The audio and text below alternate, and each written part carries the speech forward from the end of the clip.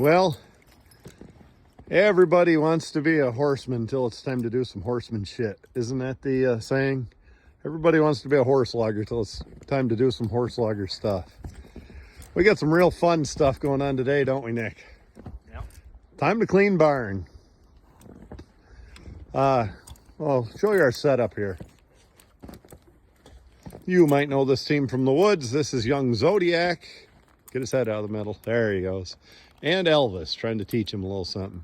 Hi, Elvie. Zodiac. No, you do. You notice from front, we got double spreaders on. Look how nice and high they are up above that tongue. Keeping the lines out of the way. Ooh. So Nick's got an old 4-cart, and I love this 4-cart. I wouldn't trade it for any cart I've seen. It's a good old farm cart. We bought it at an auction. I think a guy named Oliver, I can't remember his name, out in Findlay Lake, New York, built it. First thing, it has a nice seat on it, good platform, easy on and easy off. You can hook 3 horses. I never quite figured out how to get 3 on there perfect. I've done it before, but it wasn't the way I like. Big wheels, and I'll tell you what I like about these tires and wheels. They track with these old spreaders we use, and in the deep snow they'll break a track. And then my favorite part is this tongue drawbar, I should say, right here. And if you notice, it hooks from underneath, kind of like an old farm old tractor. A lot of good old tractors hooks from underneath, and it kind of pulls from underneath. It keeps your draft really well. If you want to do something like some tillage work, you can pull those bolts right there and you have a swinging drawbar just like on an old tractor. I'm going to try to insert some pictures here. I've used this cart on both 4 wide for tillage work for dragon, spring tooth harrow, and 4 up, 2 and 2. I've used it both ways. Just love this cart. I guess if it has a downfall, you can't, we don't have fills for it. You can't hook a single horse. And behind the cart is your standard, I don't know, it's so old, 12A. I'd rather have a 14A, but this is what was available at the auction I went to. 12A, new idea spreader. They were a terrific machine. It's kind of what most of the modern copies are still making are based off from, is a model like this. I find even with cow manure, 12A to be a little light. I'd rather have a 14A, but whatever. I mean, if I could pick one up cheap, that's what I'll do. You see, I need to get after this and do some rewood and stuff, but she works. You just don't take it easy on it. On these spreaders, this is ground driven, so there's no power takeoff. Anybody familiar with horse equipment knows what I'm talking about. The power comes from the big drive wheels. See the big sprocket, the drive wheel turns these chains, and that's what runs your beaters and your table chain, is being a ground driven affair like that. This one runs your table chain. Now on a ground driven unit, you want your wheels on, tires on the opposite way you normally would, the different than you'd put on a tractor. The reason is this is not taking power from the piece of equipment and putting it onto the ground. It's taking power from the ground and putting it into the piece of equipment, and that's the direction you want traction. But with that said, I've seen a lot of tires on backwards and they seem to function just about as well. You know, if they didn't, I guess a tractor wouldn't go very far in reverse either, the way it does going forward. But you know, that's the proper way to put them on. Well, we got Mojo puddle stomping. Wish I could have caught Mojo earlier. He walked across the street and he's not supposed to. Bad boy. And we got Nick raring to get to work. Nick, when we spread this, we got to go out on the, over there. It's going to be oat ground next year. We can't put it on the corn ground where we're going to put corn. Okay. We got to save that for donkey and mule manure. You don't put horse manure on corn ground. You use mule manure because the ears are longer. Yeah, he thinks his dad's pretty lame. He's probably right. And then as long as I'm telling lame jokes, I'll tell there's a New Idea dealer, Alice Chalmers and New Idea. They often ran together down to Wellsville, Paul Colbert. And Paul's motto always was, I'll stand behind any piece of equipment I sell except a manure spreader.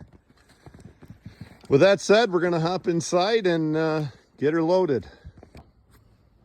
First thing I'm going to do, get rid of some layers of clothes here. If I figure I'm working, knocking our water down. If I figure I'm working, I don't need quite as much clothes on. Kind of a warm day for January, and that's going to change quickly. As far as the spreader goes, especially in the winter climates, or if it hasn't been run in a while, take your lever for the table chain. You can show right inside me. Work it up and down. It helps if you get the right lever. That was actually the lever for the beaters. Work it up and down.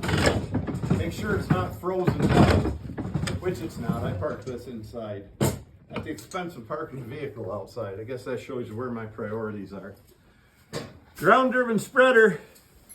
First thing I do is I put a little bunch of manure, show that please, on the back beaters, just so it doesn't fall out the back when you hit a bump or something or going down the road, which we're not actually going over the road. That's about all I do right there on the back beaters. Make sure there's a little bit of hay or something in there. And from there, I load the front first on a ground-driven spreader. Because I've seen people pile all manure up against the back beaters, and then the beaters can't turn, and the table chain can't do it. The way to do that is to start those beaters like this, and let that table chain move a few inches before the manure actually hits the back beaters. If you look from behind, just a simple design on these old New Idea spreaders. Like I said, like easy spreads, Lancaster spreader. The designs you see today are still based on this. You had two beaters in a wide spread, and I love to use that wide spread. Really spread it out thin. Next spring when we're plowing, you're not going to plug your plow. Hey, Elvis! Elvis! Don't make me turn around. He's being a little ugly, picking on that cold. He doesn't need to. But anyway, with that wide spread, it spreads it nice and wide, and you don't need to worry about plugging your plow next spring when you go to plow the ground. Well, Nick, I think you should put the phone down and help me shovel some shit. Okay, shoveling away here. We got about half the load on. As I said, front first, back later. I just, something caught my eye here. Right there is a bale string. Actually, I think we used it to close a feed bag.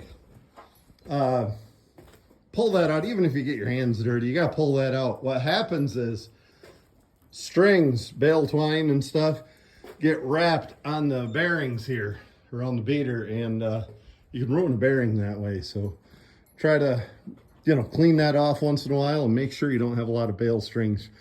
Probably a good idea to make sure you don't have any rocks in there either, because boy, sometimes they can hit the beaters and come right up and hit you in the back of the head. So, well, we're going to keep on keeping on here.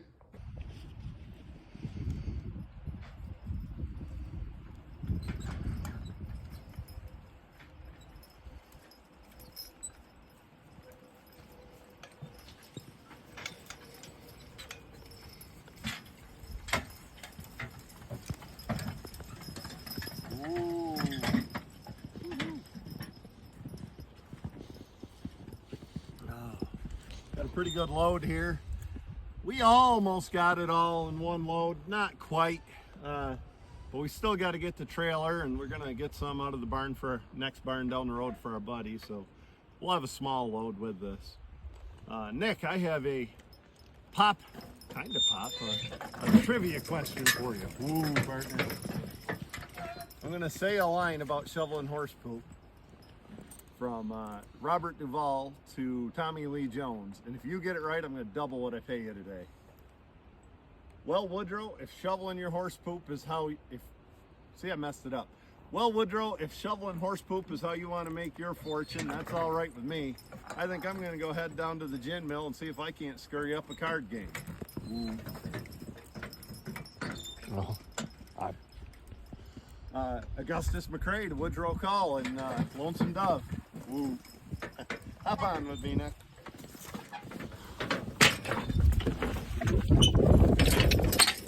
That doesn't pull hard, Elvis. Folks on horses. Yeah. If you look at these eveners, I make sure I got a hairpin on the bottom because that keeps working its way up. But those are pretty good eveners. Those are generally, I use them a lot for logging. There's like 6 or 7 holes in there. I never set a horse in that far, but those are my plowing eveners, and I might go all the way down to maybe 36 inches for a 12-inch plow, or wider. There's a 34, I can't remember, but go narrower for a plow and wider for a 14-inch plow. And I do set horses in. If I'm breaking a cold, I set them in with the big horse along. I'll tell a manure spreading story here. One of my first memories, and I remember everything from when I was like 2 years old on, and I forget what happened yesterday, but I remember my young stories. One of my first memories is walking downstairs into the kitchen, and my dad is in a dirty t-shirt, and he's looking filthy, and he never did. He was one of those guys who could work all day and stay clean. And he's drinking lemonade, and my mom is pouring lemonade out of a pitcher into a glass, and the old man's downing it, one glass after another, just as quick as he can. And he says, well, Jerry, I rolled the tractor over today. And a little bit like me, he could be an asshole sometimes. And she says, Earl, quit being an asshole. Someday you really are going to tip that tractor over. And turns out he really did. And he had a field that just wasn't growing much on a side hill. And he said, I'm going to make something grow there and spread something on it. And it was a little too steep, and over went the tractor. Rolled 3 times. There was a spreader a little bigger than this, PTO driven spreader, but yeah, he rolled the tractor and spreader 3 times. Farm All H and a New Idea spreader. In fact, my brother still has this spreader. And then rolled a 4th time. The neighbor boys come over to help him put it back on its wheels, and they shoved it so hard they pushed it over a 4th time. Broke the steering wheel, and I think the air cleaner, and it bent the drawbar and maybe some beaters on the spreader, and that was all the damage it did. We were using it 2 days later. And we never spread shit on that hill after that. And he grew up in hill country. He was used to side hill, but apparently he was a little too brave that day. So, this is a path where we worked our pulling horses throughout the summer. We got a nice mile track out through those woods Nick's showing and around these fields. We break some colts for other people and for ourselves, and we keep them going pretty good here in this around this track. We wear it right out in the summertime. We'll put 5 miles each on 2, sometimes 3 teams when Andy Herzog's working his too. Well, I'm going to square up here. A little colder out here in the wind without a vest on. A little warmer in the barn when I was shoveling. Ooh, and if you're going to question about the way Zodiac's acting and wallowing a little, you're right. He's just a young boy learning to be a horse. First thing you do, you put the beaters in gear before you put the table chain in gear. Then you engage the table chain, and away we go. Nick, maybe you want to get off the side and watch it. First, they always say, I always used oxen to spread manure when I have them, but I sold my team about a year ago, my big team. So don't have a team of oxen. That's kind of sad, but we'll get more someday. But anyway, the old ox teamsters always thought a manure spreader was a great place for a pulling team because it builds confidence. It's one of the few things that the more you pull it, the lighter it gets.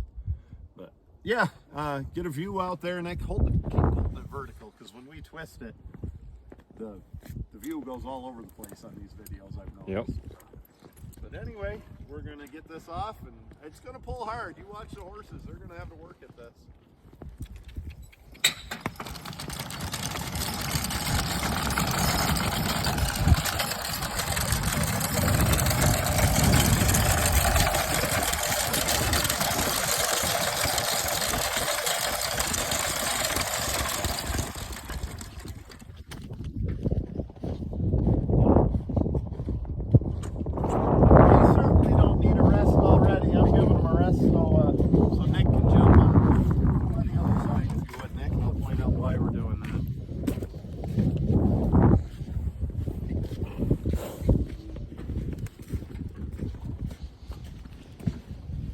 Traditionally, good boy. Traditionally, the teamster drives on the right. That's kind of the way it's always been. My dad always said it was so when you meet somebody else on the road, they can see the pretty girl that's riding the passenger side. I don't know if that's true or not, but it's always kind of been a tradition. You notice I got Nick on the right and I'm on the left because my colt's falling behind a little and Elvis is ramming out ahead. Kind of evens them up a little. Watch this when I hand Nick the line. Well, it should square him up the other way, but it's not. Colt's being a little lazy. Show the spreader there. We're getting her off.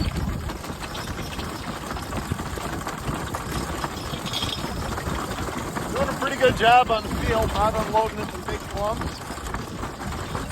Next spring we'll be out here and hopefully making videos of us plowing this corn stubble.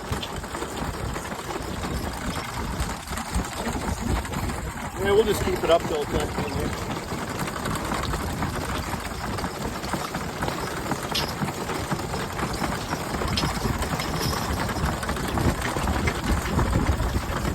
So when it gets about empty like it is, I drop that lever and I let the table chain runs quite a lot faster.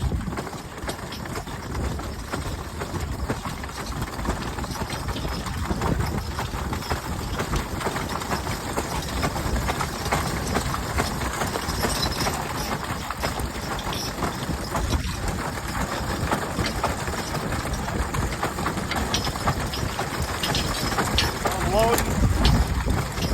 One of these days we better grease this spreader. What do you think? Sure. Not going to get much warmer than today. And when you had about enough, I'll turn the beaters off and let the table chain run until it cleans itself out there.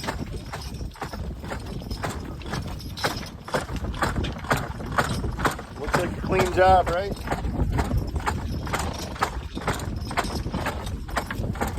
Ooh. Nick, how fun is it to spend your day spreading manure? Isn't that what you always wanted? Is be a farmer man and spread manure and shovel shit? Yeah, I guess so too. Yeah. Well, let that be a lesson to you kids. Stay in school.